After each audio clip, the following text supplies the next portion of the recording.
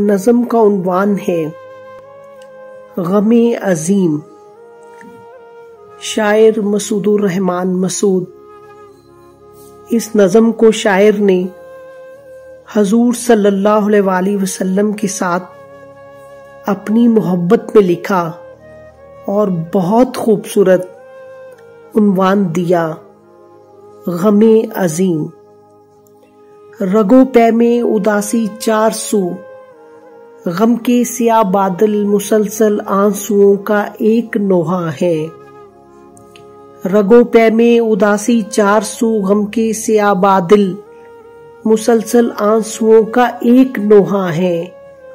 فضا میں سسکیاں سانسوں میں صدمے بین کرتے ہیں، کسی جانب کوئی دیکھے نظر ہی کچھ نہیں آتا۔ اذاں ہوتی ہے تو ایک تیر سا دل میں اترتا ہے، امامت حسرتوں کے سوز میں محو تلاوت ہے۔ نہ مسجد چین دیتی ہے نہ گھر آرام دیتا ہے، کھجوریں لطف سے خالی پیالے دودھ کے پھیکے۔ نہ پانی میں کوئی لذت نہ کھانے کی کوئی حسرت، نہ شامیں مسکراتی ہیں نہ صبحیں جگمگاتی ہیں۔ ہر ایک کوچہ گلی رستہ فقط چپ کی کہانی ہے، مدینہ دور تک سنسان اور ویران دکھتا ہے۔